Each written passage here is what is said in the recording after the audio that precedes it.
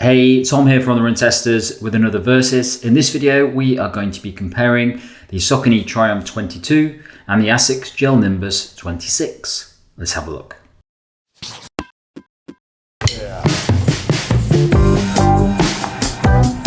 The Saucony Triumph 22 costs £170 or $160. It weighs 306 grams or 10.8 ounces for men in a size 8, and the drop is 10mm. The Asics Gel-Nimbus 26 costs £180 or $160. It weighs 301 grams or 10.6 ounces for men in a size 8, and the drop is 8mm. The Saucony Triumph 22 sees some major updates to the line. The biggest of those is a new PWRRUN PB foam midsole, a PEBA-based material replacing the PWRRUN Plus found in the Triumph 21, that aims to improve cushioning, energy return and responsiveness. The same foam is used in the Saucony Endorphin Pro 4 and Speed 4.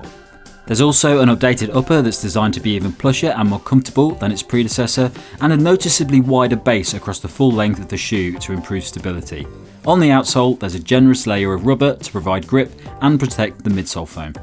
The Asics Gel-Nimbus 26 is a max stack cushion shoe focusing on comfort over easy days and long runs. Unlike the Gel-Nimbus 25, which saw major changes from the previous versions, the 26 sees modifications to the upper, an improved rubber outsole, an added rocker and a slightly firmer midsole. The shoe combines a thick layer of FF Blast Plus Eco Foam with the brand's pure gel technology to provide a soft and cushioned ride that reduces impact. The new breathable upper and collar construction aims to improve the fit and provide a high level of stepping comfort, while the updated outsole rubber is designed to increase grip and durability.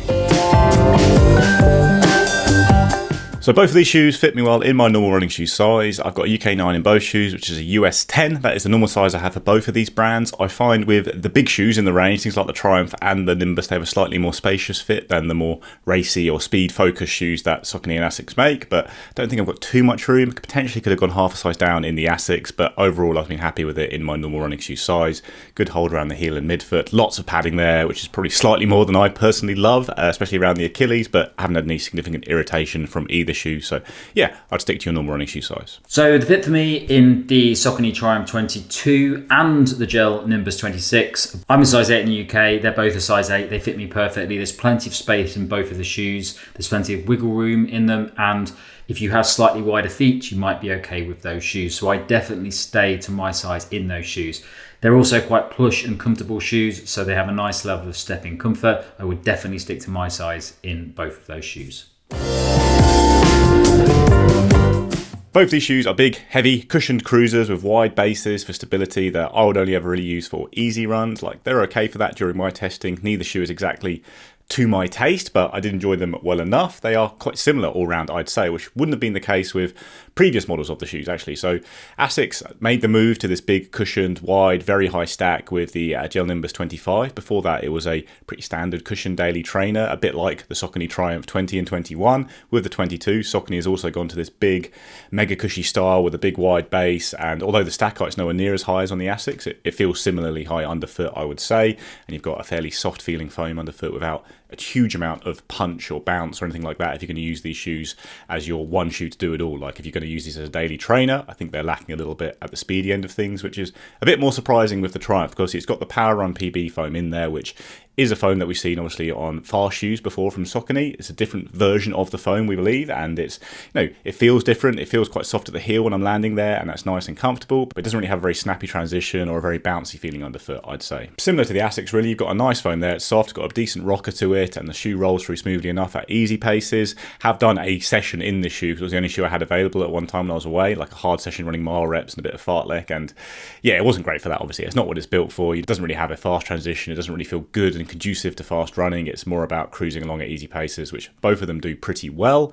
I'd say that the Asics is a slightly slappier ride for me as a heel striker. I come through a little bit harder on the forefoot there, and I think the outsole rubber is a bit harder than the stuff on the Triumph, so I think you get a bit more comfort from the Triumph for long runs in particular, but overall, my run test, I found that they were quite similar shoes all round. And when I ran with both shoes on at the same time, they did have quite a similar feeling underfoot. Soft at the heel where I was landing, reasonably smooth roll through onto the forefoot, and then not really much bounce or anything like that off the toes. It's just a shoe I would use for mooching around at nice relaxed paces in and hoovering up a lot of miles. So on paper, both of these shoes probably look quite similar. And if you're going out to buy a pair of easy day shoes or a pair of daily shoes where you want to focus a little bit more on the cushioning side to the versatility that you get from some daily shoes these days, both of these shoes are going to sit in there. Now, the big difference with these shoes, both have seen quite big updates. Well, the Asics Gel-Nimbus 25 saw a really big update on the previous version.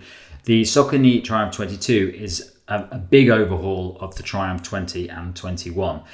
The result of that update has actually turned it into a shoe that I'm not as big a fan of as I was the previous versions. I absolutely love the Triumph 20 and 21. They've just had this fantastic level of comfort, but they're also a very versatile shoe as well. So they were the sort of shoe that I would use if I was going on holiday and I wanted to take one pair of shoes with me and I still needed to do some intervals and I still needed to do some fartlek sessions, some longer runs. They were just perfect for that and they ticked all of those boxes. The new Triumph 22 doesn't quite work for me. It's got this new PWRRUN PB foam in, which is technically the same as what you'll get in things like the Saucony Endorphin Pro 3 and Pro 4, but it's actually a little bit different. It's modified to make it a different type of foam.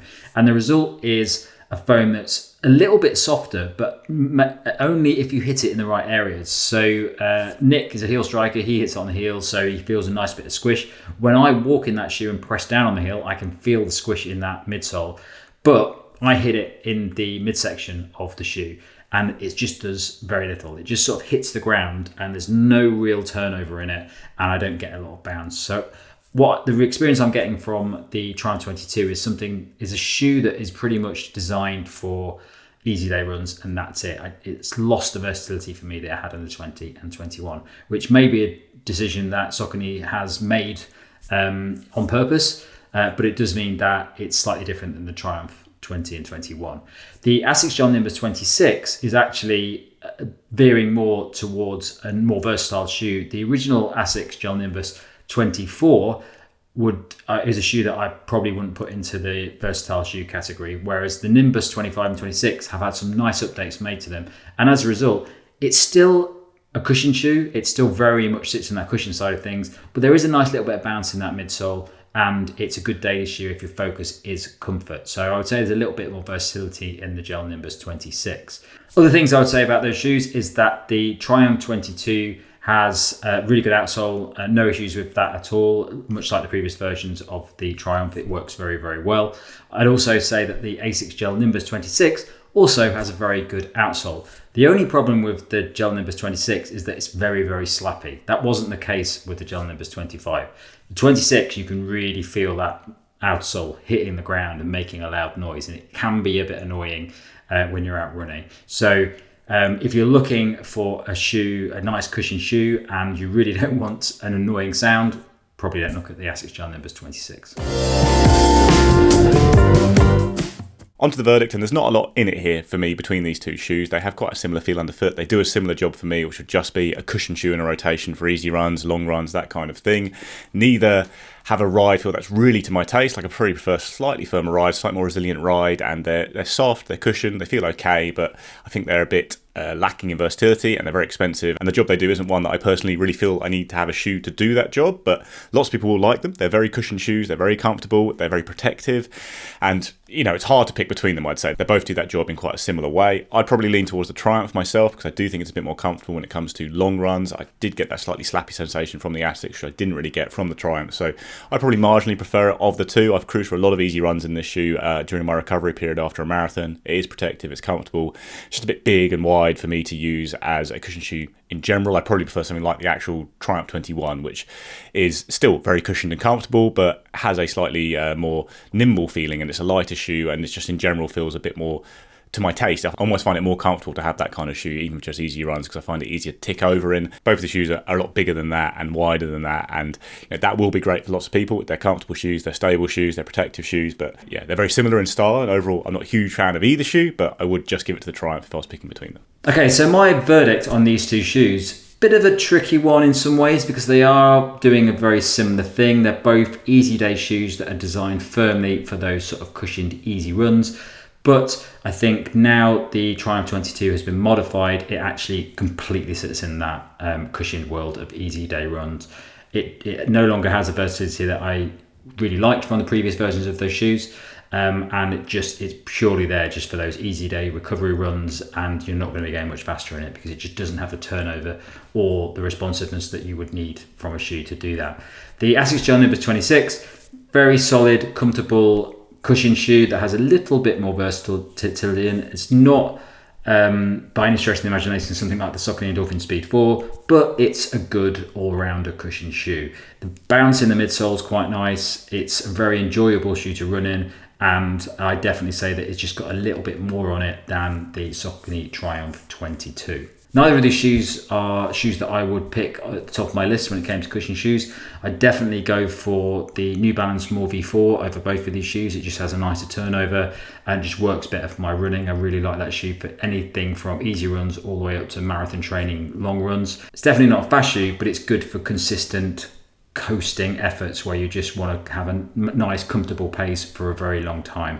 Another alternative that I would say over these two shoes, which is a little bit off kilter, is something like the New Balance Rebel V4. Now that shoe really is a daily shoe that is designed for versatility. You can run quite fast in that shoe. You can really do speed sessions, intervals, that sort of thing in it. But the midsole foam in it is actually quite soft and bouncy. So if you wanted to get a shoe that you could use for your daily runs, easy runs and faster runs, that is a good option, and you can definitely do a lot more in that shoe. So if you just wanted one shoe and you wanted to do loads of different things, I wouldn't go for the Triumph 22 or the Asics Gel-Nimbus 26. I'd go for something like the Rebel V4. That's it from us. Thanks a lot for watching. Don't forget to like, subscribe, click the little bell, all those sorts of things. And if you go into the caption below, you can find a link to our podcast, which comes out a few times each month. Thanks a lot for watching. Catch you next time.